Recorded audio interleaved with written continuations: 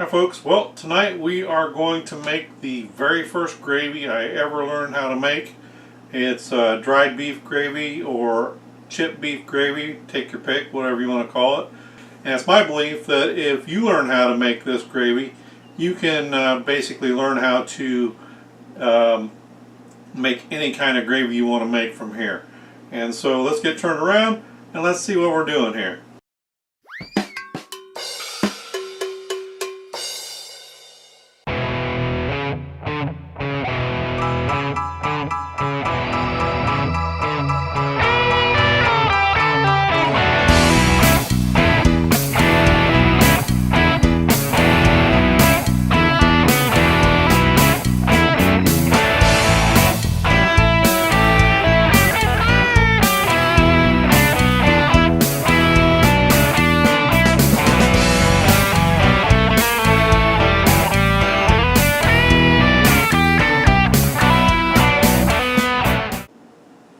Okay, so what we got here, I got 3 cups of whole milk.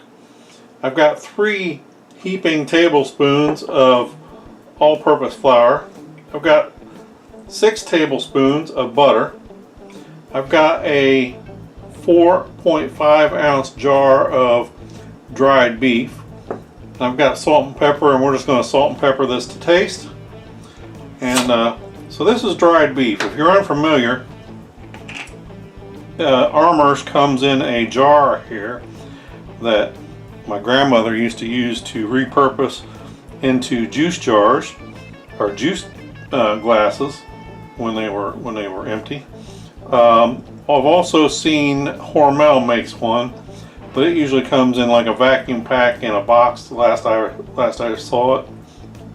And my best description of dried beef is it's very similar to a jerky. And so what we're going to do here, we're going to take this, it's pretty salty actually, we're just going to cut this into strips. Don't do that, it's in the way. There we go, easy enough. I'm going to say those are about 3/4 inch strips. And we're going to go over here and we're going to take our butter and we're going to start melting our butter in the skillet. And so let's get turned around.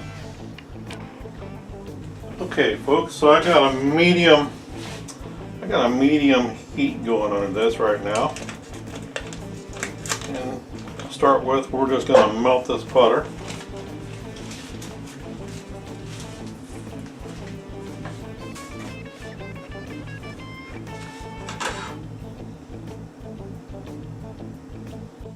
Okay, so we're almost all melted here. Now to make gravy you need some sort of a fat, and now this here dried beef, it says on the package it's 95% fat free, so that's the reason why we needed to use the butter to give us our fat. But we're going to use the butter also. You see how thin that is? It's very thin. And we're just going to spread our dried beef in here. And I've had gravy made out of a lot of different things. I've had roasts.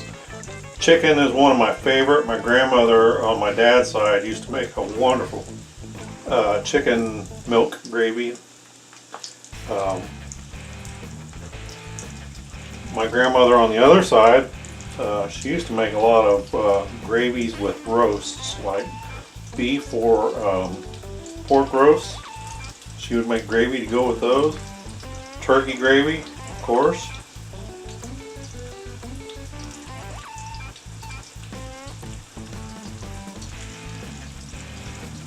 My grandmother on my dad's side, like I said, she was the one. She made the best chicken gravy ever. She also is the one that used to make this dried beef and gravy. That's where I learned to love it myself.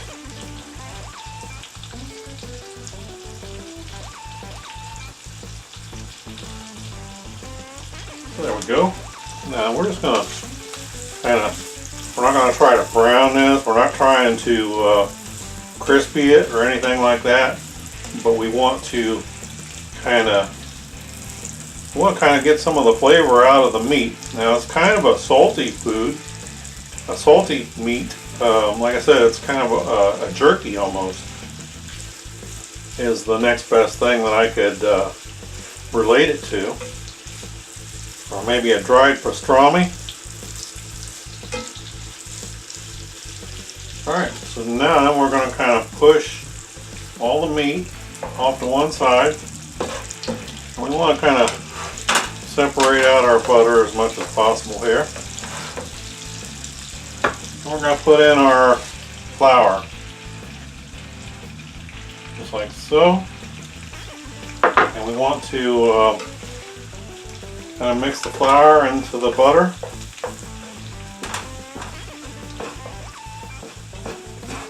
We don't want a raw flour flavor to this, so we're kind of going to give it a little time to mix in with the butter and brown a little bit.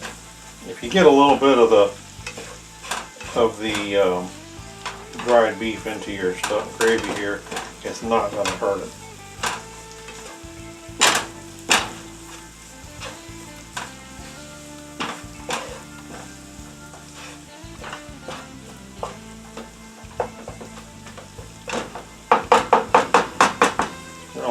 And just we want to brown it just a touch.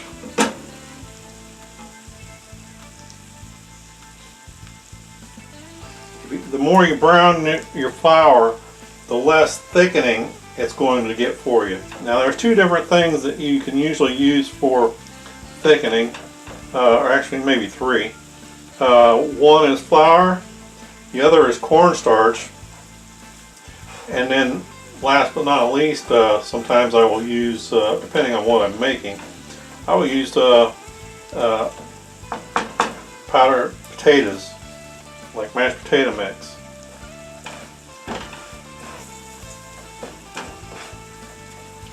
For gravies, usually I like to use flour. Never will I use potato to thicken a gravy.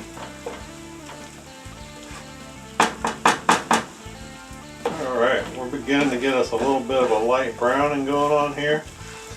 Usually I'll use cornstarch if I'm making I want to thicken some sort of a sauce, like maybe, let's say if I was making sweet and sour sauce, or sweet and sour, or something like that, I would use cornstarch as the thickener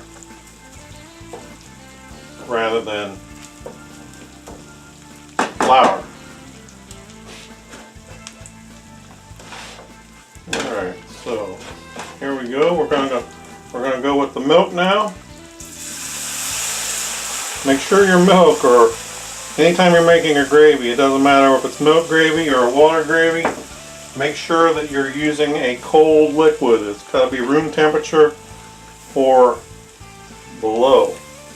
Okay, so what we need to do, we need to make sure we get the flour. That's the reason why I like to use a slotted spatula. We want to make sure that we get the flour mixed into the milk here. And we're going to need to bring it up to a boil.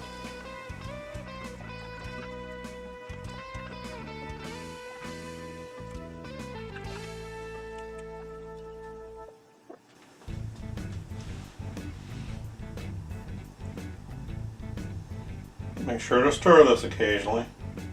Already you can see that it's beginning to thicken somewhat.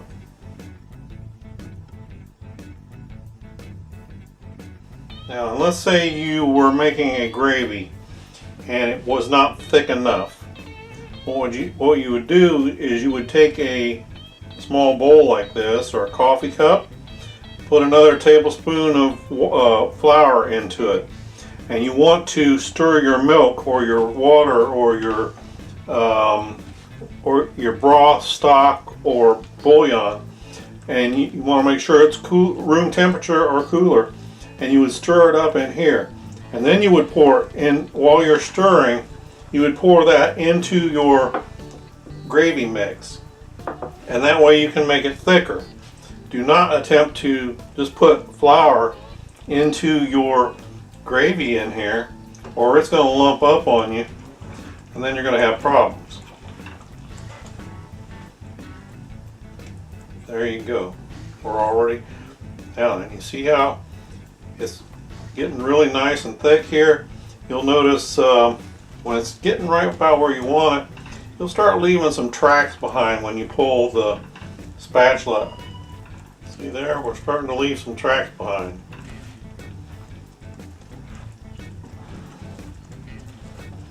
I'm going to turn the heat down just a little bit here. Down to like a simmer, like really low.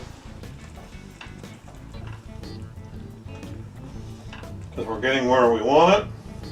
So now it's going to be time to take a taste of it. See, does it need any salt or does it need any pepper? Of course it needs pepper because I haven't put any in it yet.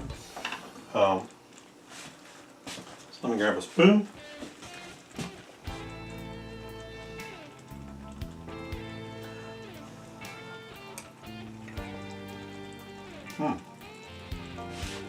I don't think it needs any salt at all.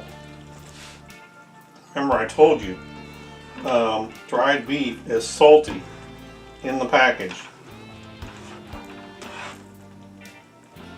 Now you see how I'm leaving tracks behind? Kind of like parting the Red Sea or something like that. Okay, I'm going to give it a good crack of some pepper here.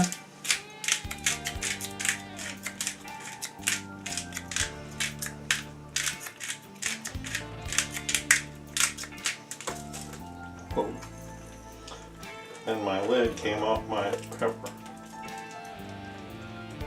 So we've got some really good pepper going on here now. Alright, so we are ready to plate this up. I'm going to go ahead and turn my heat off. And I'm going to make some toast. And because that's the traditional way that I've always had it, is on toast.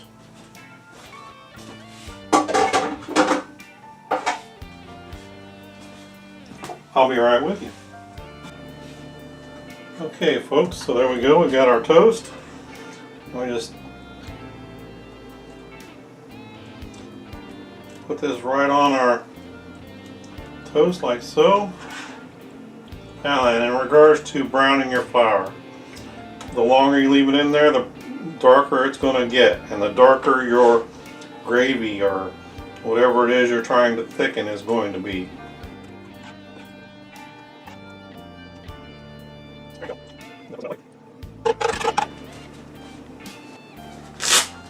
Okay, so now it's time to get my advertising shots.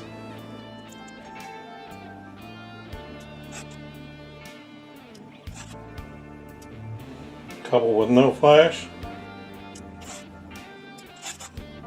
Alright folks, so one more thing. You're in control of how thick your gravy or your sauce gets. And you do the same way with a sauce if you're using cornstarch or something like that. The process is basically identical. Now then, I didn't mention it, but if your gravy gets too thick, you can try mixing in a cold liquid into it, and you just got to keep mixing, the liquid into it. Now, if it's concrete, it's concrete, and you're probably not going to save it. But that would be what I would do, and I have done in the past. Is to try to put more liquid to it and see if that doesn't solve the problem for you. Alright folks, you saw this probably didn't take a half hour to make, and it's not difficult at all. If I can cut me a piece here. There we go. There you are folks.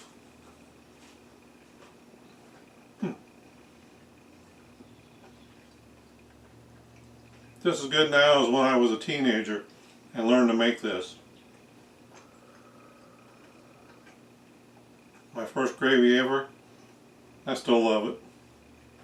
Folks, do me a favor. If you like what you're seeing down here in the bottom right hand corner, hit like and subscribe. And stay tuned, because there's always more to come. And thanks for watching.